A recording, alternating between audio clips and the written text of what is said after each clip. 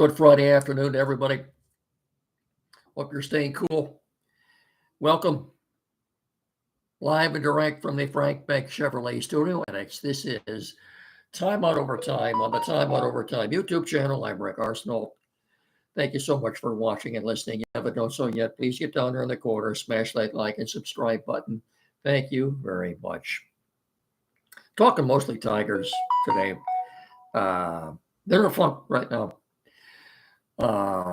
What are we saying here? Since July the 8th, of course, the All-Star game would be hiatus would be in with that. But since July the 8th, our guys have gone 1-10, 4 straight losses before the All-Star game, a 1-5 road trip. Another loss last night. Yeah. So that's 1-10 now in their last 11. On July the 8th, folks, they were 59-34. Now they're 60-44. So they've gone from 25 games over 500 to 16 over 500 in a very short period of time. I have some things to say about that. Kind of an editorial on that, Bailey, a little bit about the Lions, and that's going to be about it for today. Let's get our sponsor obligations out of the way first, and then we'll get to this. If you're planning on hitting the road this summer, make that first stop, Frank Beck Chevrolet. Let Beck's service department, Service Pros, make sure your vehicle is ready for any trip you're going to make. Beck's can check all the belts, hoses, electrical connections to make sure there are no surprises waiting. Let them check the brakes, tires, and especially the cooling and air conditioning units. Have them top off all the fluids. Like I say, check the tires for air, and there you go. You're ready to go. So whether your vacation plans are near or far around this great state or this great country of ours, make sure your vehicle can make the trip. Call the service department at Beck's at 517-849-2886 to make that appointment, or stop into Frank Beck Chevrolet at M99 between Hillsdale and Jonesville, and follow them on the web at frankbeckchevy.com. Come and experience the Frank Beck Chevrolet difference. Together, let's drive Chevy. Chevy drive Southern Michigan. And of course, Frank Beck Chevrolet is the #1 selling Chevrolet dealer in our tri-state area. We're also brought to you in part by Barrett Insurance in downtown Jonesville on the corner of M99 and US 12. 517-849-1000. BarrettINS.com. Barrett Insurance, protecting your dreams. As I said, in Jonesville on the corner of M99 and US 12. That's 517-849-1000. BarrettINS.com. Barrett Insurance, protecting your dreams.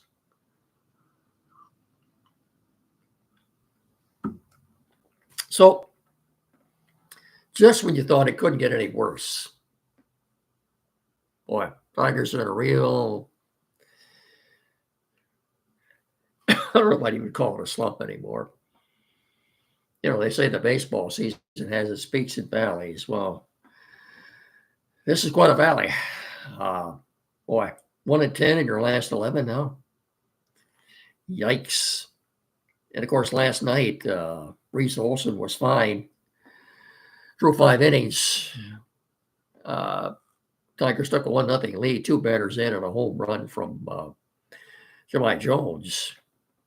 Didn't think they were going to win the game 1-0, and then they didn't. The Blue Jays scored. They scored in the 6th, they scored in the 7th, and they scored in the 8th. 5 in the 6th. What? 3 in the 7th, 2 more in the 8th. Actually, 4 in the 7th, 2 more in the 8th. It was 11. Tigers scored 3 meaningless runs in the ninth game, and they lost 11-4. The only inning, the only relief pitcher to shut down the Blue Jays last night was Jake Rogers, who pitched in the ninth inning. Tigers making a lot of easy outs. Look, we'll get to what Evan Petzold said this morning in the Free Press just a second, but hear me out on this. Let's go back and try to analyze what's transpired here since the beginning of last August 11th. From that to the end of the regular season, the Tigers went 31-11. 31-11. Now pick it up to start this season. Right up until, as I said, July the 8th, they were 59-34. Right up until July the 8th this year. Incorporate that with how they finished last year, the 42 games last year, and going up to 59-34 this year. Combined, that's 135 games from last August 11th to where we are right now, or from last August 11th to July the 8th, approximately 135 games. Okay, the Tigers went 90-45. 135 games, folks, is just 1 month shy of an entire season. To me, that's too long of a sustained period of time. Almost an entire season to say what transpired from last August 11th up until just a couple of weeks ago was a complete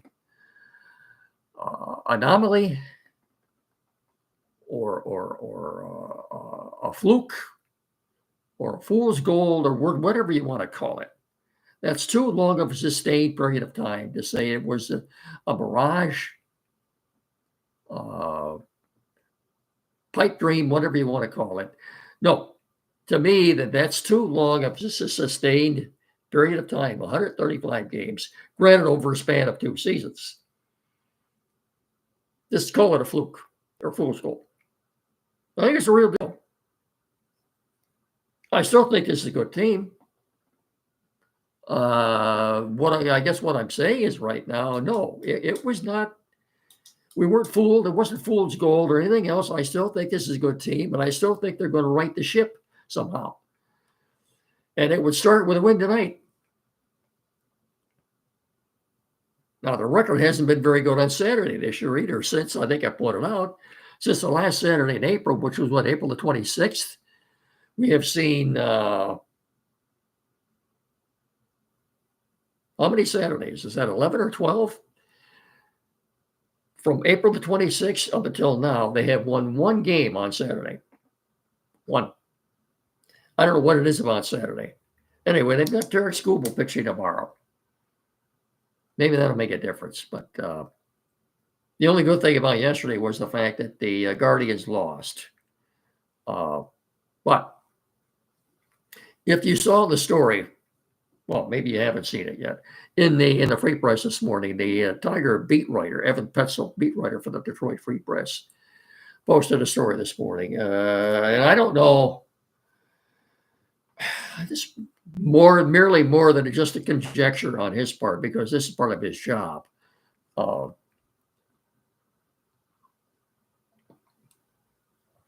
Pardon me. I think the voice is starting to come back a little bit. I'm doing a little better than I have been the last couple of days anyway. I think that he's got his inside sources or whatever. He's not going to, usually he'll say he heard something from an anonymous source close to the situation. Bottom line is, if you haven't seen the article, I'll paraphrase for you as best I can. Don't expect the Tigers to make any earth-shattering moves at the trade deadline next Thursday, which is now 6 days away. They are not trading any of their top 5 prospects. That's a given. Who we're talking about here? Well, I think we got 4 guys at Double-A Erie. Kevin McGonigal, middle infielder, outfielder Max Clark, and 2 catchers / first baseman, Joshua Briseño and Tyron Lorenzo. Those 4 players right now are all at Double-A Erie. And then you've got Bryce Rayner. He would come in at number 5. They just drafted him a year ago, who had gotten off to a good start on Single-A Lakeland until he dove back into first base and messed his shoulder up, and he was gone for the year. They're not trading. And this sounds like a Steve Yzerman. Maybe they should have just played that recording of Steve Yzerman saying, we're not trading prospects for rental players. You're not going to see Emmanuel Clase. I think the Indians might be buyers now anyway, the way they're playing. And look, the Tigers are still the only team in the Central Division as we speak right now with a winning record. The Guardians are 51 up and 51 down in second place. I think they're 8 games back now. Jim Leland always said it's not who you're playing, it's when you're playing them. Right now, the Tigers and the Blue Jays are going in opposite directions right now. This is not a good time to be playing the Blue Jays. If you're the Blue Jays, it's a great time to be playing the Tigers. Somewhere down the line here, they have to snap out of it. Got to win a game. Just think about winning a game.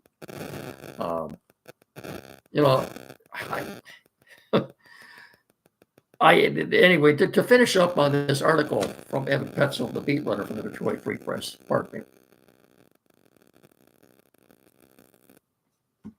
What you more than likely will see them do is get a couple of arms for the back end of the bullpen. Talked about David Bednar of the Pirates, the closer for the Rockies, the closer for the Cardinals. Although they haven't been doing all that well, those 2 guys. Bednar's been doing all right. No, they are not trading their top 5 prospects. You could just take that to the bank. Like Steve Yzerman always said, we're not trading prospects for rental players. The Tigers have a lot of faith in what they have in their system now. And obviously they don't think, up until a couple of weeks ago, they don't think that was a fluke at all. They still have a lot of faith in the team that they have right now. But it would behoove them to start winning. Now, boy, pardon me.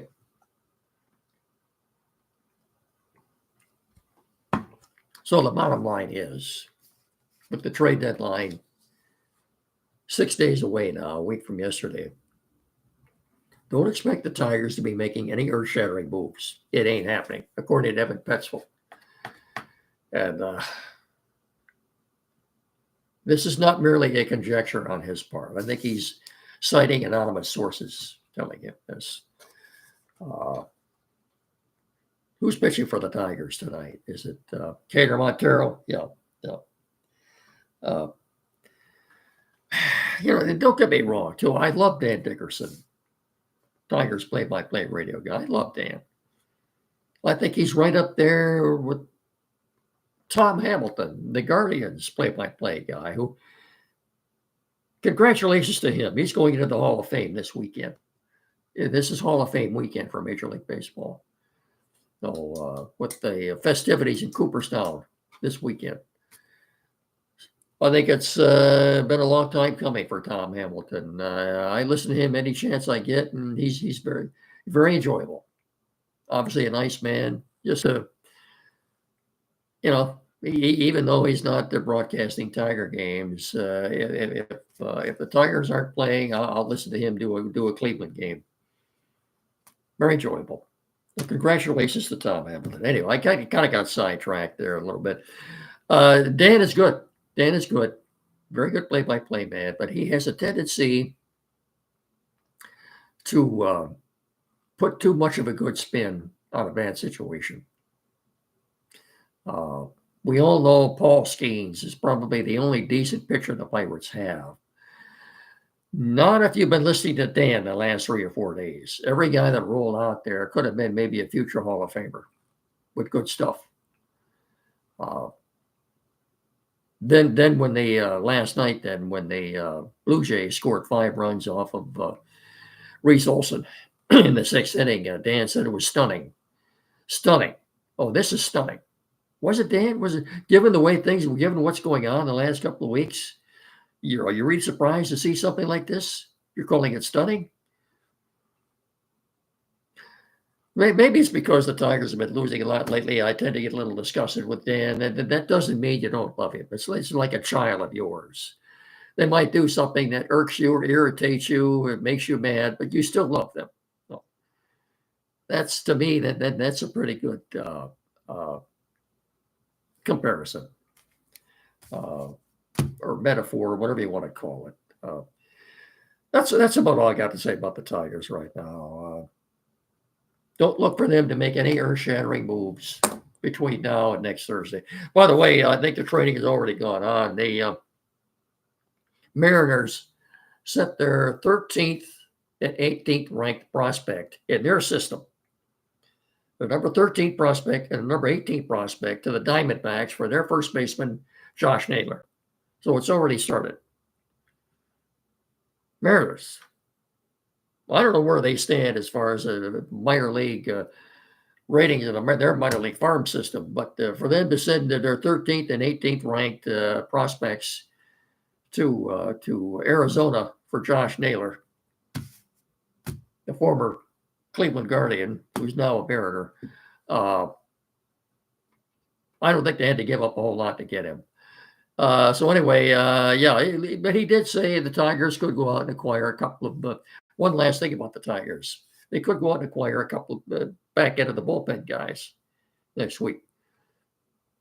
Swing and miss guys, but the bullpen guys, folks, they're not going to help you if you get behind early in a game and you're trailing by 6 or more runs in the 6th or 7th inning. Bullpen guys aren't going to help you win. They're there to help maintain a lead late in the game. The Tigers haven't had that lately. You see what I'm saying? You go out and acquire a couple of back end of the bullpen guys. They're gonna, if you don't turn things around and change your method of operation, which we've seen the last couple of weeks, these guys, if you trade for a couple of back end of the bullpen guys, they're going to be completely useless. Bullpen last night, the most effective pitcher was the guy that pitched the 9th inning. We pitched the scoreless inning. Jake Rogers. Yeah. I don't know who these guys are they're bringing in now. Enns and Gottlieb, Hatley. I don't know. Where do they get these guys? No, no. Oh, and also, too, expect Troy Melton to get another start next week against the Diamondbacks. They still have a lot of faith in him. We'll see. We'll see. Yeah, okay. Not a lot. That's about all I have to say about the Tigers. Let's do this, and then we'll finish up with a few odds and ends here. We wouldn't be doing this show without the help and assistance of Tim Lindley at Quality PC in downtown Hillsdale, 37 Walford Street, directly across the street from Pat Jack's Automotive, 517-610-5372. Any technical needs or issues at all, this is the only place in our area to go. 37 Walford Street, downtown Hillsdale, about 100 yards west of Howell Street. Anything at all, computers, new or used, flat screen TV, mounting, programming, maybe you're changing other providers, you need that installed, printers, new or used, anything at all. Please, folks, get in there and see Tim and one of his staff members. They're more than capable of resolving any technical issues you have. This is the only place to go. 517-610-5372, 37 Walter Street, downtown Hillsdale. Get in there and see them. Tell them Rick and Mickey sent you. Will you please? Thank you very much. A few odds and ends to clear up. The Lion Hall of Fame game, 1 week from yesterday. That's 6 days away. At 8 o'clock on NBC, live and direct from Canton. Mike DeRico and Chris Collinsworth. Jason Strayhorn has been replaced. After 19 seasons, Jason Strayhorn has been replaced as George Blaha's color analyst on the Michigan State Football Spartan radio network. There have been no comments at all from Strayhorn. Blaha was quoted as saying he was both surprised and disappointed. Disappointed in who, George? Nothing from Strayhorn. Crickets after 19 seasons. I don't know. He has been replaced by former Spartan running back. I don't even have the kid's name right here. No, that's not important. If you ever caught Strayhorn and Blaha's broadcast, boy, George is an ultimate. He's a pro's pro, and Strayhorn, of course, knew the game as an offensive lineman. He played on the Spartans, and he had a tendency to talk over George when something was going on, rather than letting George describe what was going on the field. George is such a nice guy. He put up with that for 19 years. And apparently they had established a great relationship. You came to expect that with a Spartan broadcast. That doesn't mean they weren't enjoyable, because they were. But so anyway, after 19 years, Jason Strayhorn is out from Michigan State football radio as a George Blaha's sidekick. Note from the Alliance camp, edge rushers who have been standing out, according to Tim Twentyman, Nate Lynn and Isaac Ukwu have both had very good camps so far. They've impressed him, edge rushers. Justin Verlander with the San Francisco Giants. You probably didn't know he was still pitching, did you? 43-year-old Justin Verlander. Went winless in his first 16 outings this year. Finally won a game the other night. He's in his 20th season right now. Hopefully his last. Justin, I hate to see you mar a marvelous Hall of Fame career. He'll be a first ballot Hall of Famer. Why? The only question I would have for him is why? How much money is enough, Justin? Really? Anyway, he finally, congratulations to him. It took him 17 starts, but he won a game the other night.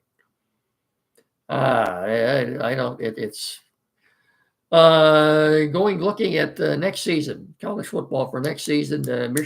University of Michigan's opening game next season will be against Western Michigan, but instead of being at the Big House, the game will be played in Frankfurt, Germany. So for Michigan to relinquish a game at the Big House for what, 1,1100, 111 or 112,000, whatever it seats, they keep adding more seats every year. For them to give that up and play a game in Frankfurt, somebody must have cut them some kind of a great deal or something, because the only thing that would motivate this move would be money. When you think of what it costs to transport the team over there and their equipment and everything else and put them up over there for at least a week anyway, maybe. Boy. They're playing in Frankfurt, Germany. Opening game next season against Western Michigan. And like I say, for the University of Michigan to relinquish a home game, they must have cut one sweet deal with the folks in Frankfurt over there or something. So I wanted to mention this. Here we are. NFL Network. The NFL owners will be voting on a deal next week that would make it likely that the Disney company, which owns ESPN, they're in advanced talks right now. They're about ready to put a dot their I's and cross their T's. Anyway, Disney and the NFL are about ready to close a big deal. Disney would take over ownership of the NFL Network and NFL Red Zone. Reports indicate ESPN's parent company, Disney, is in advanced talks. Pardon me.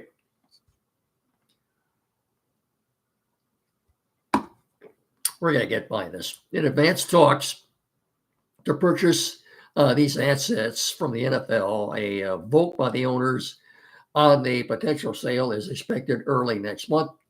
Here's a breakdown. The deal would likely involve Disney's ESPN acquiring full ownership of the NFL Network and NFL Red Zone. In return, the NFL may acquire minority stake up to 10% in ESPN. In other words, everybody makes out in this deal. That's why they're doing it. Everybody gets paid here. The vote on the sale is expected to happen before the start of the upcoming season. Like that would be early next month. What is it? What do you mean motivation? This move is seen as beneficial for both parties. Well, of course it is. Of course it is beneficial for both parties, I guess. ESPN gets valuable NFL content, and the NFL potentially secures a strong media partner for future media rights negotiations. Everybody comes out smelling like a rose on this one, folks. You better believe it. Okay, that's going to be about it. I've talked long enough. Don't forget tomorrow morning, I had a time out with Andy. Jed is on a weekend excursion. I think he'll be calling in tomorrow morning. So anyway, here locally, time out with Andy Brown, 9 to 10 tomorrow morning on WCSR on 92.1 FM. We'll certainly have a lot to say. Let's hope the Tigers can win tonight. That'd be good if they could. That'd be a start anyway. I'll talk to you all again then on Monday. In the meantime, have yourselves a great weekend. Remember, please treat each other with respect. Thank you so much. I can't thank you enough for watching and listening. Please tell your friends.